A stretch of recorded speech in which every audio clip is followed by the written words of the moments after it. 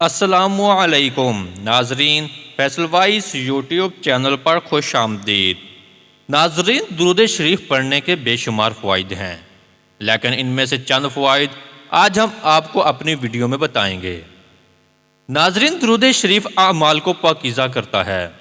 درود پاک گناہوں کو مٹاتا ہے۔ درود شریف پڑھنے والے کے درجات بلند ہوتے ہیں۔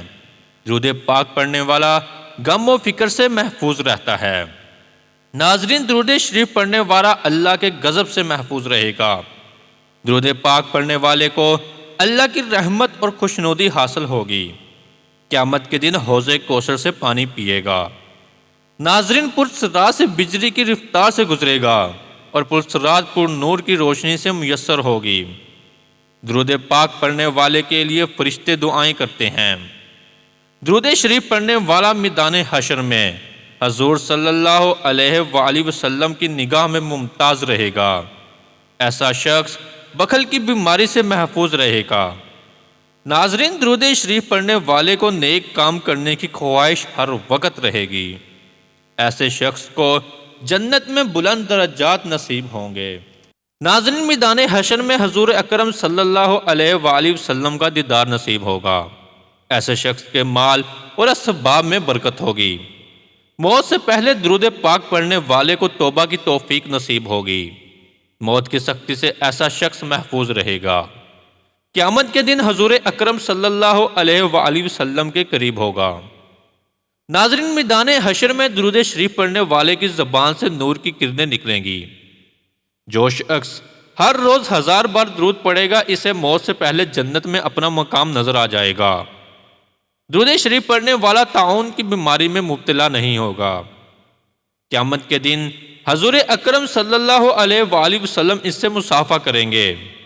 ایسے شخص کو مرتے وقت ایمان کی سلامتی نصیب ہوگی۔ ناظرین، درود شریف پڑھنے والا لوگوں کی غیبت سے محفوظ رہتا ہے۔ درود پاک پڑھنے والے کے ساتھ فرشتے محبت کرتے ہیں۔ درود پاک پڑھنے والے کا گناہ 3 دن تک فرشتے نہیں لکھتے کہ شاید یہ شخص توبہ کر لے۔ درود پاک پڑھنے سے دل کی صفائی ہوتی ہے۔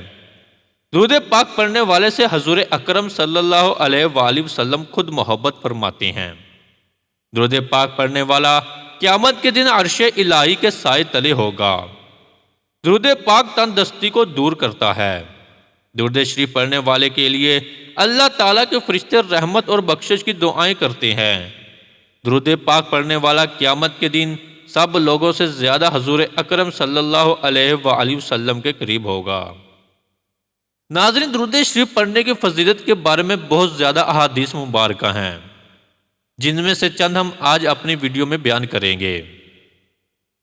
ناظرین، حضرت انس بن مالک رضی اللہ عنہ سے مروی ہے کہ نبی کریم رؤوف الرحیم صلی اللہ علیہ وآلہ وسلم نے ارشاد فرمایا کہ جس نے مجھ پر ایک بار درود پاک پڑھا، اللہ عز و جل اس پر 10 رحمتیں نازل فرماتا ہے اور اس کے 10 گناہ معاف فرما دیتا ہے اور اس کے 10 درجے بلند فرماتا ہے۔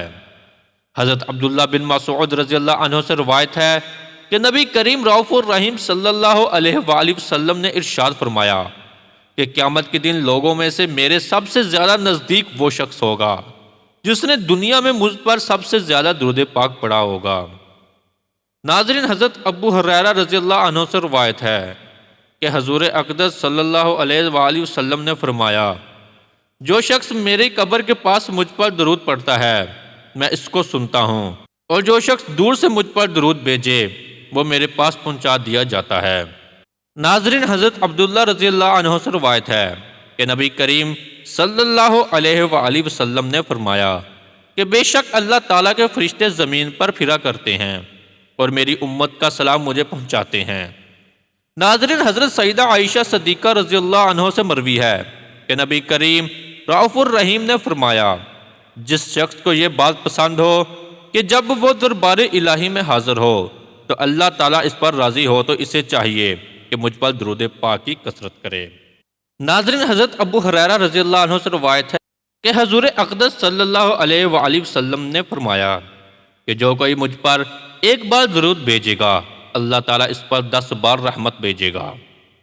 حضور اکرم صلی اللہ علیہ وآلہ وسلم نے فرمایا کہ جو شخص مجھ پر درود بھیجے گا اللہ تعالیٰ اس کے دل کو نفاق سے ایسا پاک کر دے گا جیسا کہ پانی کپڑے کو پاک کر دیتا ہے۔ ناظرین، رسول اکرم صلی اللہ علیہ وآلہ وسلم نے یہ بھی فرمایا کہ مجھ پر درود بھیجنا قیامت کے روز پلسرات کے اندھیرے میں نور ہوگا، پس مجھ پر کثرت سے درود بھیجو۔ حضرت انس رضی اللہ عنہ سے روایت ہے کہ رسول اکرم صلی اللہ علیہ وآلہ وسلم نے فرمایا مجھ پر درود شریف بھیجا کرو، تمہارا یہ درود شریف گناہوں کا کفارہ ہوگا۔ ناظرین، آج کی ہماری ویڈیو آپ کو کیسی لگی؟